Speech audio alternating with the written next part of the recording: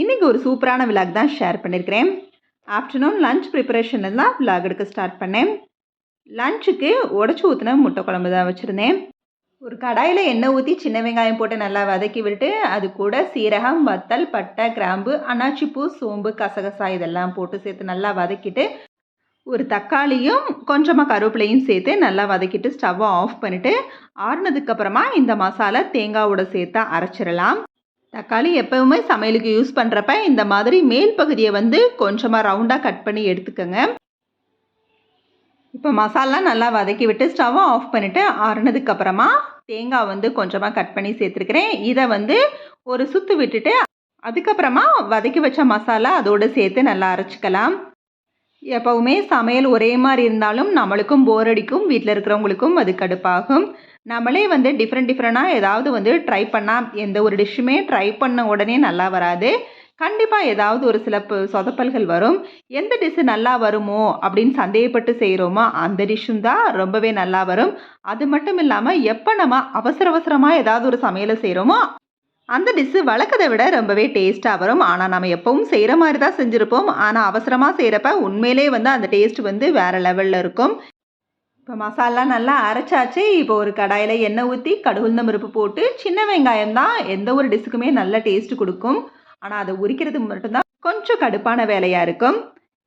இப்போ இந்த டிஷ்ஷுக்குமே நான் வந்து யூஸ் பண்ணது ஃபுல்லாக சின்ன வெங்காயம் தான். தாளிக்கிறதுக்குமே நல்லா சின்ன வெங்காயம் பொடிசாக கூட கட் பண்ணல, அப்படியே சேர்த்து நல்லா ப்ரௌன் கலராக வரவும் வதக்கி விட்டுட்டு நம்ம அரைச்சி வச்ச மசாலா அதோடு சேர்த்து கொஞ்சமாக குழம்பு மசால் தூளும் சேர்த்து நல்லா ஒரு 5 நிமிஷம் போல் வதக்கி விட்டுட்டு தேவையான அளவு தண்ணியும் உப்பும் சேர்த்து நல்லா கலந்து விட்டுட்டு ஃபுல் ஃப்ளேமில் வச்சு நல்லா கொதிக்க விட்டுக்கலாம். நல்லா கொதித்ததுக்கப்புறமா கடைசியாக தான் நம்ம முட்டையை உடச்சி ஊற்ற போகிறோம். இப்போ நல்லா குழம்பு வந்து கொதித்து வத்திருச்சு. இந்த ஸ்டேஜில் முட்டையை வந்து இதோட வந்து சேர்த்துக்கலாம். முட்டை இந்த மாதிரி கரண்டிலேயோ அல்லது கிண்ணத்துலேயோ உடச்சி ஊற்றி சேர்க்கலாம். அப்படி இல்லைனா அப்படியே கூட உடச்சி ஊற்றி சேர்க்கலாம்.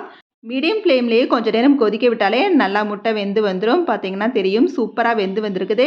அதே மாதிரி இது சாப்பிட்றதுக்கும் ரொம்பவே டேஸ்ட்டாக இருந்துச்சு. ட்ரை பண்ணி பாருங்கள். இந்த டிஷ்ஷு சப்பாத்திக்குமே ரொம்பவே நல்லாயிருக்கும். நம்ம நார்மலாக எந்த மாதிரி முட்டை குழம்பு வச்சாலும் நம்ம முட்டையை வந்து வேக வச்சு சேர்க்கறதுக்கு பதிலாக இந்த மாதிரி உடச்சி ஊற்றிட்டோம்னா அந்த முட்டை குழம்பு டேஸ்ட்டு வேறு டேஸ்ட்டு தான் கொடுக்கும். ரொம்பவே சூப்பராக இருக்கும். உடச்சி ஊற்றின முட்டை குழம்பு இது வரைக்கும் ட்ரை பண்ணதில்லைன்னா ட்ரை பண்ணி பாருங்கள். மதிய லஞ்செல்லாம் முடித்ததுக்கப்புறமா டிவி ஒன்று நேற்று வந்து பர்ச்சேஸ் பண்ணியிருந்தோம். அதை வந்து மாட்டுறதுக்காக இன்றைக்கி வந்து வந்திருந்தாங்க. ஆல்ரெடி வீட்டில் இருந்த டிவி வந்து கொஞ்சம் ரிப்பேர் கண்டிஷனில் வந்துருச்சு. பல வருஷம் ஆயிடுச்சு. போர்டு போயிடுச்சுன்னு சொன்னாங்க. சரி, ஓகே, அதை வந்து சரி பண்ணி வந்து யூஸ் பண்ணிக்கலான்னு சொல்லி இப்போ வந்து இந்த சோனி டிவி தான் வாங்கியிருக்கோம். ரொம்ப நாள் ஆசை தான் இந்த கூகுள் டிவி வாங்கணும்னு சொல்லி. பட் அதுக்கான வாய்ப்பு வந்து அமையவே இல்லை. சரி, ஓகே, இப்போ வந்து டிவி வந்து இதானதுனால இப்போ வந்து இதை வாங்கிக்கலான்னு சொல்லி இது வந்து முழுசாலாம் அமௌண்ட்டு பே பண்ணல. மந்த்லி வைஸ் வந்து அமௌண்ட்டு பே பண்ணிக்கலான்னு சொல்லி இஎம்ஐயில் தான் வாங்கியிருக்கிறோம். ஸோ அதை ஃபிக்ஸ் பண்ணுறதுக்காக வந்து வந்திருந்தாங்க. அதை ஃபிக்ஸ் பண்ணி விட்டுட்டு அது எப்படியெல்லாம் யூஸ் பண்ணுங்கிறத வந்து சொல்லிட்டு போயிட்டாங்க. இப்போல்லாம் எல்லாமே வந்து ஸ்மார்ட் ஆயிடுச்சு. டிவி, ஃபேனு, லைட்டுன்னு எல்லாமே வந்து ஒரு ஸ்மார்ட் திங்ஸாக தான் நம்மளுக்கு வந்து கிடைக்குது. பழைய விஷயங்கள்லாம் கிடைக்கல, மாறுது அப்படிங்கிறப்ப கொஞ்சம் கஷ்டமாக தான் இருக்குது. ஆனால் நம்மளோட டெக்னாலஜியை வந்து நம்மளால் வந்து அவாய்ட் பண்ண முடியலை. ஸோ இந்த மாதிரி விஷயத்துலேயும் நம்ம வந்து கொஞ்சம் ஈடுபாடு வந்து காட்டுற மாதிரி வந்து நம்மளோட மைண்ட் செட்டும் ஆயிடுச்சு. அதனால் யூஸ் பண்ணுறதுல தப்பு இல்லை. என்ன, நம்மளோட பழைய விஷயங்களை வந்து மறக்கக்கூடாது. பழைய விஷயங்கள்னே நம்ம வந்து பழைய வாழ்க்கை முறையை வந்து மறக்கக்கூடாதுங்கிற அந்த அர்த்தத்தில் தான் நான் சொல்கிறேன். மற்றபடி லைஃப்பில் நடந்த பழைய கசப்பான விஷயங்களை வந்து கண்டிப்பாக நினைக்கவே கூடாது. முடிஞ்ச விஷயம், கசப்பான விஷயம், அதை நினச்சி நம்ம வந்து எதுக்கு நம்ம வந்து கஷ்டப்படுத்திக்கணும்? முடிஞ்ச விஷயத்தை நம்மளால் மாற்ற முடியுமா? சரி, நம்ம அந்த தப்பை பண்ணிட்டோமே, அப்போ மட்டும் அந்த தப்பை பண்ணாமல் இருந்தால் அது வந்து இப்போ நடந்திருக்காதே.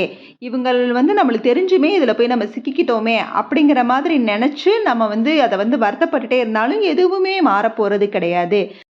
லைஃப்பில் ஏதாவது ஒரு சந்தோஷமான விஷயங்கள் நடந்து முடிஞ்சிருந்தா அந்த நல்ல விஷயத்தை மட்டும் நினச்சி நம்ம சந்தோஷப்பட்டுக்கலாம். அதை விட்டுட்டு பழைய, அதாவது நடந்து முடிஞ்ச கசப்பான விஷயங்கள், ஒரு கெட்ட விஷயத்தை வந்து நம்ம திருப்பி நினச்சி வீட்டில் இருக்கிறவங்களையும் கஷ்டப்படுத்த வேணாம், நம்மளும் கஷ்டப்பட்டுக்க வேணாம். அதுக்கு பதிலாக அதையே ஒரு படிக்கல்லாம் மாற்றி நேர்மறை எண்ணத்தை வளர்த்துக்கிட்டு, அதாவது பாசிட்டிவ் வேல வந்து நம்மளோட லைஃப்பை வந்து கொண்டு போகணும். அதை விட்டுட்டு அந்த விஷயத்தையே பேசி பேசி அந்த விஷயம் நம்ம வீட்டில் இருக்கவங்களால வந்து நடந்திருந்தா, உன்னால தான் இப்படி நடந்துச்சு, நீ அப்போ இது பண்ணாமல் இருந்திருக்கலாம், இது பண்ணாமல் இருந்திருக்கலாம்னு சொல்லி அவங்களையும் நோகடிச்சு நீங்களும் அதை நினச்சி நினச்சி நொந்து போய் எதுக்கு இந்த மாதிரி விஷயங்களை வந்து செய்யணும்? இதெல்லாம் தேவையே இல்லை. கண்டிப்பாக நம்மளுக்கு நாமளே நம்ம குடும்பத்துக்கு நாமளே வந்து கெடுத்துக்குவோமா? இல்லை. ஏதோ ஒரு விஷயத்தால் நம்ம வந்து நம்பி அந்த விஷயத்த வந்து செஞ்சுருக்கலாம். ஸோ நம்மளோட நம்பிக்கைக்கு மற்றவங்க உகந்ததாக இல்லாமல் அவங்க வந்து நம்மளை வந்து ஏமாற்றிருக்கலாம். ஸோ இந்த மாதிரி இதில் வந்து உங்களோட தப்பு எதுவுமே கிடையாது. நீங்கள் வந்து அந்த துரோகம் பண்ணிட்டு போனவங்கள அந்தளவுக்கு நம்பியிருக்கீங்க. அது மட்டும்தான் நீங்கள் செஞ்ச தப்பே தவிர, மற்றபடி உங்களால் எந்த விஷயமே வந்து தப்பாக நடக்கலை. நீங்கள் தப்பு நடந்ததுக்கு நீங்கள் எந்த விதத்துலையும் காரணமாக இருக்க மாட்டீங்க. இல்லை அப்படிங்கிற எண்ணத்தை மட்டும் வளர்த்துக்கிட்டு, துரோகம் பண்ணவங்களே நம்மளுக்கான ஒரு மோட்டிவேட்டராக நம்ம மாற்றிக்கிட்டு, நம்ம லைஃப்பில் வந்து அச்சீவ் பண்ணுறதுக்கான முயற்சிகளை மட்டும் பார்த்துக்கணுமே தவிர, பழைய முடிஞ்ச கசப்பான விஷயத்த நம்ம நினச்சி நம்ம உடம்பையும் கெடுத்து நம்மளோட அடுத்த கட்ட லைஃப் ஸ்டைலில் மூவ் ஆகாமல் அதே இடத்துல வந்து ஜாமாயி நிற்போம். இது வந்து நம்மளை வந்து ஏமாற்றிட்டு போனவங்க, அதாவது நம்மளோட லைஃப்பில் வந்து இத்தனை நாள் இருந்து நம்மளை வந்து நம்பிக்கை துரோகம் பண்ணுறவங்களுக்கு அவங்க எதிர்பார்த்ததை நம்ம வந்து நடத்தி காட்டிடுற மாதிரி ஆயிடக்கூடாது. அதாவது நம்ம அவங்களோட கோலே வந்து நம்ம வந்து மூவ் ஆகாமல் அந்த இடத்துலையே அந்த இதை வருத்தப்பட்டு நிற்கணும். நம்ம அடுத்த கட்ட அதாவது முன்னேற்றத்துக்கு போயிடக்கூடாதுன்னு அந்த விஷயத்த செஞ்சுருப்பாங்க. அதை வந்து நம்ம அவங்களுக்கு நிகழ்த்தி காட்டுற மாதிரி செஞ்சிடக்கூடாது. அதுக்கு பதிலாக அவங்களுக்கு ஒரு பதிலடி கொடுக்குற மாதிரி ஃபுல் பாசிட்டிவ் வைபோட இதுக்கு அடுத்தது வந்து நான் இந்த விஷயத்த செய்வேன், நீ தான் என்னோட பெஸ்ட் மோட்டிவேட்டர், நீ தான் வந்து என்னோட லைஃப்பில் வந்து நான் இந்த அளவுக்கு திருப்பி அச்சீவ் பண்ணுறதுக்கு மிகச்சிறந்த ஒரு காரணமாக இருந்தவன் அப்படின்னு சொல்லி நம்மளோட ஒவ்வொரு செயலையும் நம்மளோட பாசிட்டிவ் வைப்பை வந்து வெளிப்படுத்திக்கிட்டே இருக்கணும். எந்த காரணத்து கொண்டும் கண்டிப்பாக எதிரி முன்னாடி மட்டும் நம்ம தளர்ந்து போகவே கூடாது. அவங்க நினச்ச மாதிரி மட்டும் நம்மளோட லைஃப்பை வந்து மாற்றிடவே கூடாது. அப்படி நீங்கள் மாற்றிட்டிங்கன்னா ஜெயிச்சது கண்டிப்பாக அவங்களா தான் ஆகிரும். ஏன்னா அவங்க நினச்ச விஷயத்த நம்ம வந்து நடத்தி காட்டிட்டோம்ல. அதனால் நம்மளுக்கு துரோகம் பண்ணுறவங்களுக்கு நம்ம வந்து நல்ல விஷயத்த செய்யவே கூடாது. நம்ம நல்ல விஷயங்கிறது வந்து நம்ம நல்லா இருக்கக்கூடாதுங்கிறது தான் அவங்களோட மோட்டிவ். ஸோ அந்த நல்ல விஷயத்த அவங்களுக்கு செஞ்சிடவே கூடாது. நம்ம வந்து அதுக்கு பதிலாக நேர்மறை எண்ணத்தோட, ஏன் இன்னும் சொல்லப்போனால் இருந்ததை விட இன்னும் தைரியத்தோட ரொம்ப ஸ்ட்ரென்த்தான ஒரு பர்சனாகவும் நம்மளை நாமளே மாற்றிக்கணும். நம்பிக்கை துரோகம் பண்ண அவங்களே நல்லா இருக்கிறப்ப நம்ம வந்து முழுசாக நம்ப மட்டும் தான் செஞ்சோம். ஸோ நம்ம எந்த தப்பும் பண்ணலாம். அப்போ நம்ம அவங்க முன்னாடி எந்த அளவுக்கு நல்லா இருக்கணுமோ அந்த மாதிரி விஷயத்த மட்டும்தான் நம்ம வந்து கவனம் செலுத்தணும். அதை விட்டு எந்த காரணத்துக்கு கொண்டும் தளர்ந்து போகாதீங்க. உங்களோட லைஃப்பை ஃபுல் பாசிட்டிவ் வைபோடையும் திங்கிங்கோடையுமே கொண்டு போங்க. திரும்பவும் நம்ம குடும்பம் சஃபர் ஆகிறதுக்கு நம்மளே வந்து காரணமாக இருக்கக்கூடாது.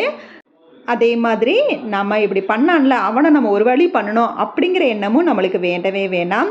அந்த மாதிரி செய்கிறது அவங்களுக்கு பதிலடி கிடையாது. நம்ம நல்லா இருந்து தான் அவங்களுக்கு வந்து பதிலடி கொடுக்கணுமே தவிர, நெகட்டிவ் தாட்டை மனசில் வளர்த்துக்கிட்டு தேவையில்லாத விஷயத்த வந்து நம்ம வந்து நுழைய வேணாம். நம்மளோட லைஃப் வந்து எப்போவுமே நல்லா இருக்குன்னா நம்ம வந்து ஒரு பாசிட்டிவ் ஃபீலோடு இருக்கணும். அதை நம்ம செயல்லையும் பாசிட்டிவாக தான் வெளிப்படுத்தணும். திங்க் பண்ணுறப்பையும் பாசிட்டிவாக தான் திங்க் பண்ணணும். இந்த வீடியோவில் எனக்கு தோன்ற விஷயத்த அதாவது நம்ம ரியலாக அனுபவித்த விஷயங்களில் தான் சில விஷயத்த வந்து சொல்ல முடியும். அந்த மாதிரி விஷயங்களை தான் ஒவ்வொரு வீடியோலையும் நான் வந்து ஷேர் பண்ணிக்கிட்டு இருக்கிறேன். இதில் ஏதாவது நிறைகுறை இருந்தால் கண்டிப்பாக கமெண்ட்டில் சொல்லுங்கள். நைட் டின்னராக சாம்பார் சட்னி வச்சு மினி சாம்பார் இட்லியும் தோசையும் தான் ரெடி பண்ணியிருந்தேன். டிஃபன் முடிச்சதுக்கப்புறமா கிச்சனை ஃபுல்லாக வந்து க்ளீன் பண்ணிட்டேன். எப்பவும் போல் நைட் டைம் கிச்சன் க்ளீனிங் முடிச்சதுக்கப்புறமா இன்றைக்கி மறுநாள் காலைக்கு தேவையான மீல் ப்ரீ பிளான் தான் பண்ணிகிட்டு இருந்தேன். வெண்டைக்காய் குழம்பும் முட்டைக்கோஸ் பொரியலும் தான் ரெடி பண்ண போகிறேன். ஸோ பொரியலுக்கு வந்து கட் பண்ணி வச்சிட்டோம்னா மார்னிங் கொஞ்சம் ஈஸியாக இருக்குங்கிறதுக்காக கோஸ் ஃபுல்லாக வந்து கட் பண்ணிட்டேன். இதோட பாசிப்பயிறு சேர்த்து தான் நான் வந்து மறுநாள் பொரியல் வந்து பண்ண போகிறேன். கோஸ் வெட்டினதுக்கப்புறமா ஒரு 10 மினிட்ஸ்க்கு அப்புறம் தான் நான் வந்து இதை வந்து ஃப்ரிட்ஜில் எடுத்து வைப்பேன். கையோட வெண்டைக்காவையும் வந்து க்ளீன் பண்ணி வச்சுட்டா மார்னிங் தான் வெண்டைக்காவை கட் பண்ணணும். எப்போவுமே வெண்டைக்காவை மட்டும் ஃப்ரிட்ஜில் வந்து வைக்க வேணாம். வெளியில் வச்சாலே நல்லாவே ஃப்ரெஷ்ஷாக இருக்கும். உள்ளே வச்சாதான் வேகமாக வந்து அதை முத்துன மாதிரி ஆயிடுது. இப்போ நல்லா அதை வந்து மஞ்சளும் உப்பு போட்டு நல்லா வந்து வாஷ் பண்ணி எடுத்து வச்சுட்டேன். மார்னிங் அதை அப்படியே வந்து கட் பண்ணி குழம்புக்கு யூஸ் பண்ணிக்கலாம். இது நேற்று மார்னிங் வாங்கின வெண்டைக்காய் இன்றைக்கி நைட்டு வந்து யூஸ் பண்ணுறேன். பார்த்தீங்கனாலே தெரியும் நல்லா ஃப்ரெஷ்ஷாக தான் இருக்குது. உள்ளே வச்சா தான் ரொம்ப முத்தின மாதிரி ஆயிடுது. இப்போ வெண்டைக்காய் வந்து வாஷ் பண்ணி வச்சதுக்கப்புறமா மதிய லஞ்சுக்கு வந்து தேவையான அரிசியை வந்து எடுத்து வச்சுட்டேன். மார்னிங் கொஞ்சம் நேரம் அதை வந்து ஊற வச்சு குக் பண்ணுறதுக்கு ஈஸியாக இருக்கும். கொஞ்சமாக வெந்தயம் வந்து வாஷ் பண்ணி ஊற வச்சுட்டேன். இது மார்னிங் அப்படியே வந்து சாப்பிட்டு அந்த தண்ணியை வந்து குடிச்சிருவேன். இது வந்து வீக்லி ட்வைஸ் வந்து இந்த இதை செஞ்சுருவேன். எனக்கு வந்து ரொம்பவே ஹீட் பாடி. ஸோ இந்த மாதிரிலாம் செய்கிறதுனால தான் அந்த ஹீட்டை வந்து ரெடியூஸ் பண்ண முடியுது. இந்த வெயிலுக்கு எந்த அளவுக்கு வந்து தண்ணி குடிக்கணுமோ நிறைய வந்து தண்ணி எடுத்துக்கோங்க. எப்போவுமே ஹைட்ரேட்டடாக வச்சுக்கோங்க. அப்போ தான் இந்த வெயிலை வந்து நம்மளால் சமாளிக்க முடியும். என்னோடய ஆஃப்டர்நூன் டு நைட் ரொட்டீன் இதுதான். இந்த வீடியோவில் நிறைய விஷயங்களை வந்து ஷேர் பண்ணியிருக்கிறேன்னு நினைக்கிறேன். இந்த வீடியோ இதோட முடியுது. இந்த வீடியோ பிடிச்சிருந்துச்சுன்னா லைக் பண்ணி ஷேர் பண்ணி கமெண்ட் பண்ணுங்கள். மறக்காமல் நம்ம சேனலை சப்ஸ்கிரைப் பண்ணுங்கள். Okay bye. தேங்க்ஸ் ஃபார் வாட்சிங்.